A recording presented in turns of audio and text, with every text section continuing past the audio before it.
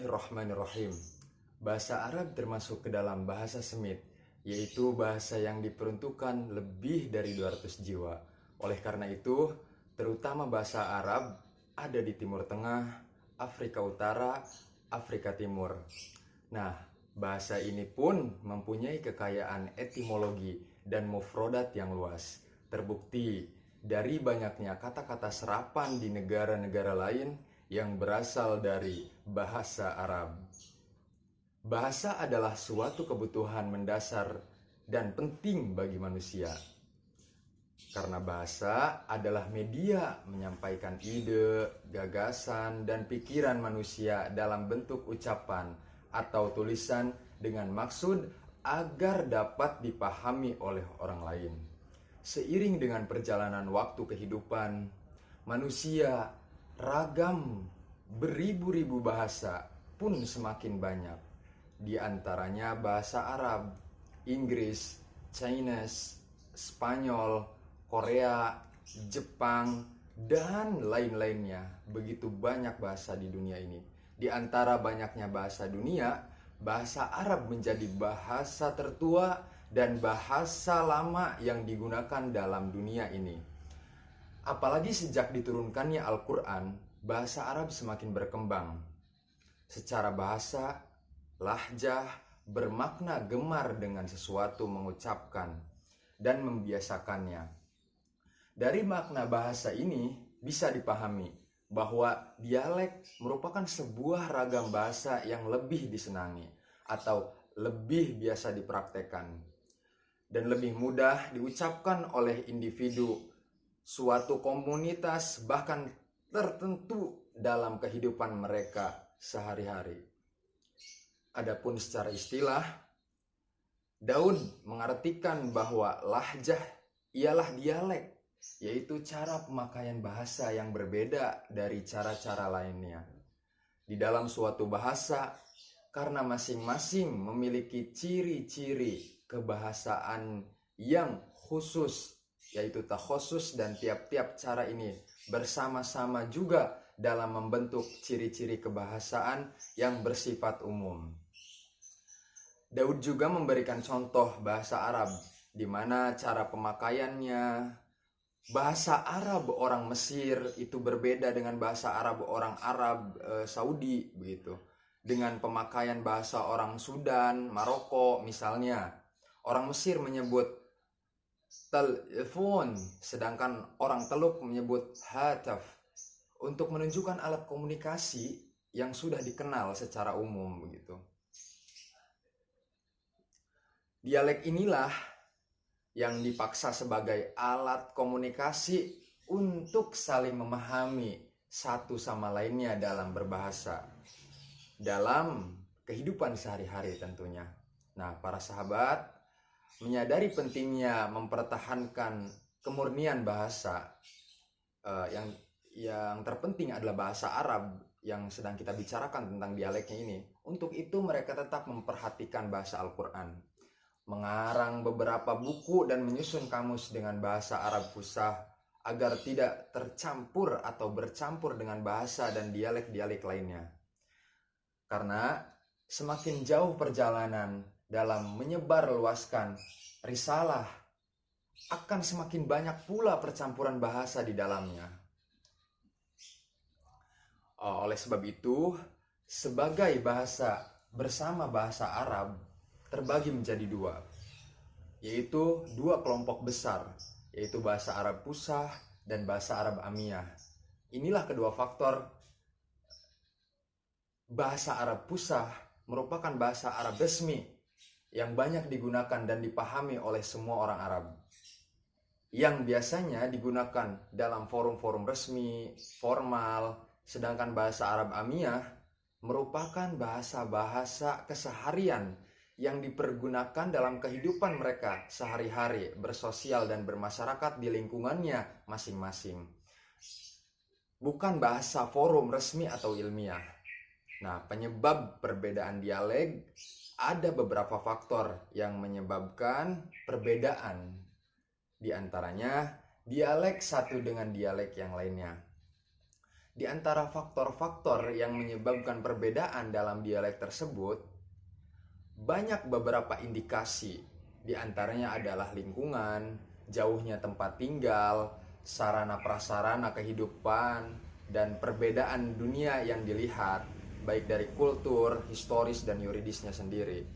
Nah, perbedaan cara memahami dan berbicara pun menjadi hal yang normatif, dengan redaksi yang berbeda tetapi dengan makna yang sama.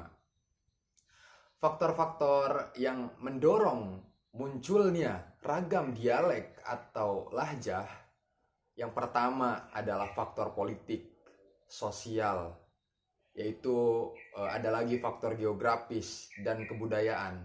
Nah, faktor politik ini, hilangnya kesatuan politik ini berimbas pada hilangnya kesatuan pola pikir dan bahasa yang sama, sehingga menimbulkan dialek-dialek yang berbeda.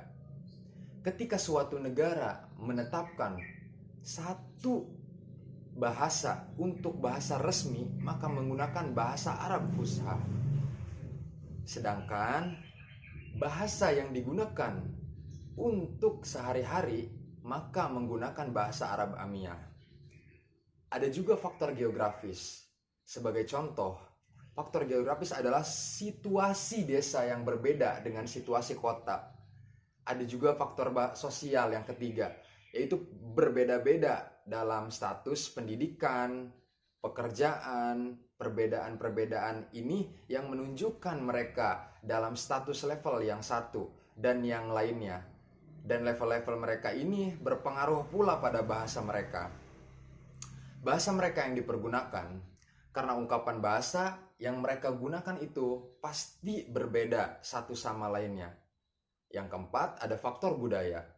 Faktor budaya juga mempengaruhi adanya dialek bahasa, yaitu ilmu dan kebudayaan memiliki pengaruh yang besar dalam pembentukan akal dan jiwa. Nah, pembentukan ini akan berpengaruh juga dalam bahasa yang dipergunakan oleh manusia. Banyak hal-hal yang lainnya. Nah, yang saya ingin sampaikan di sini ada istinto. Dialek ini adalah nama bagi dialek Sa'ad bin Bakr, Khuzail, Uz, Qiyas, dan Al-Ansar. Istinto adalah membaca ain sukun dengan nun sukun apabila berdampingan dengan to. Contohnya, oppo, memberi, dibaca dengan amto, anto, sansyamah. Istilah ini dinisbatkan kepada dialek Yaman. Sansyamah adalah fenomena pengganti kaf dengan sin. Inilah yang dipakai oleh orang Yaman. Sebagai orang Yaman ketika di Arafah, kebanyakan yang mengatakan Allahumma labis. Maksudnya adalah Allahumma labbaik, begitu. Ada juga ajjah, adalah pengganti ya bertasjid dengan jim. Dialek ini sering dinisbatkan kepada suku Khudullah. Contohnya al-ashi diganti menjadi al-ashji. Ada gejala lainnya yaitu mengganti jirn dengan ya. Diriwayatkan dari Abi Tamim bahwa mereka mengatakan as-sirij diucapkan oleh mereka menjadi as-sihri. Gejala ini kemudian masih berlaku sampai sekarang. Di beberapa kampung, baik itu di selatan Irak dan sebagai negara Teluk, ada juga an-anah. Nah, an-anah ini dinisbatkan kepada suku Tarnim, Qais, As'ad, dan suku-suku yang ada di sekitarnya. Yang terkenal, an-anah ini dinisbatkan kepada Tamim. Dan an-anah ini pula adalah pengganti hamzahnya anna dengan ain. Seperti syahad, anka Rasulullah, begitu. Ada juga wakam. Dialek ini disematkan kepada kabilah Rabi'ah, sebagian suku Kalb dan Bakar bin Wa'il. Makam adalah bahasa kasrah kaf yang ada pada domir mukhatabin atau yang bisa disebut kum apabila didahului oleh kasrah atau ya. Contohnya bikum wa alaikum. Dibaca dengan bikim dan wa alaikum. Ada pula fahfahah. Ada gejala kebahasaan untuk mengganti ha dengan ain. Nah, dialek ini disematkan kepada suku Khudaili. Contoh pada ayat Al-Quran adalah hatta, hain, yang kemudian dibaca dengan hatta, ain, begitu. Nampaknya gejala ini bukanlah gejala umum, akan tetapi khusus pada kata hawa saja. Buktinya kata hin tidak diubah. Nah, demikian saya membuat tugas video ini untuk memenuhi ujian akhir semester dalam mata kuliah Lahjah Arabiyah. Untuk itu, saya banyak berterima kasih kepada Bapak dosen yang selalu membimbing saya setiap hari dan memberikan ilmu-ilmu manfaatnya kepada saya, yang saya banggakan pula dan saya yang hormati. Mohon maaf bila banyak kekurangan dalam tugas ini. Cukup sekian dan terima kasih. Usikum wa nafsi bitaqullah wal afu minkum. Wassalamualaikum warahmatullahi wabarakatuh.